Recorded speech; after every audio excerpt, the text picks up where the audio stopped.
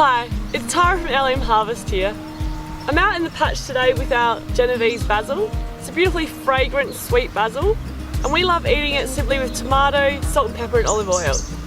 However, another way we love to use our basil, especially when we've got excess, is with pesto. It's meant to get to 40 degrees for the next 2 days, so I'm going to harvest our basil today and then bring it up into the shade and make some pesto.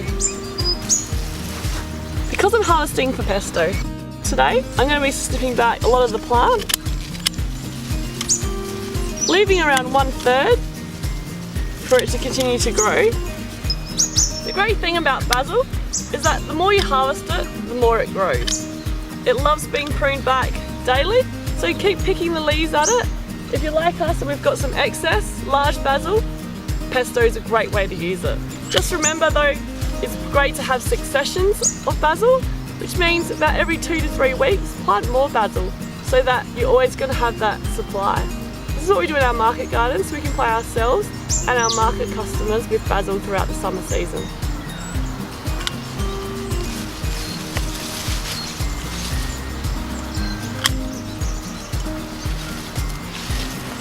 So we're going to make a quick pesto with the basil we just picked from the garden. Your main ingredients are of course your basil leaves, olive oil, Parmesan cheese, nuts and garlic. You can just pick the leaves straight off the plant, but because our basil is going to flower, I decided to harvest it all.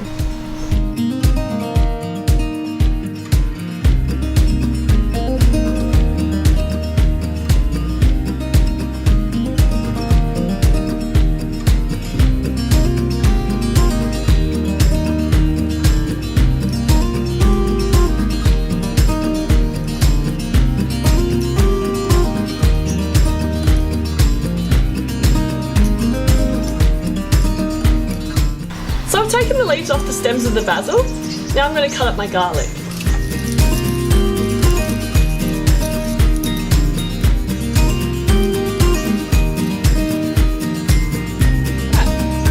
Right, so now we're just going to pop it in the blender.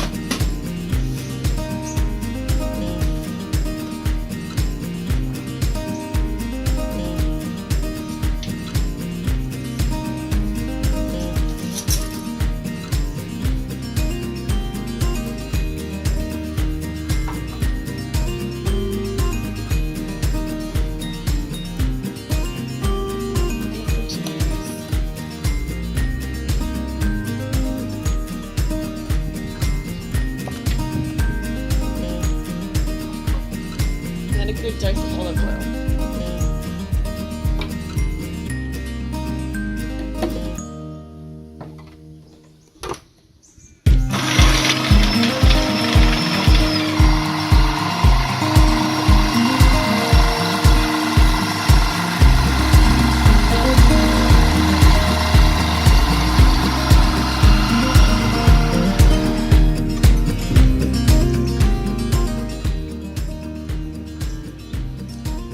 Perfect amount of saltiness from the Parmesan cheese, the basil and garlic.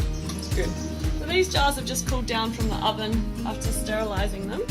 Sterilising the jars just helps prolong the life of the pesto.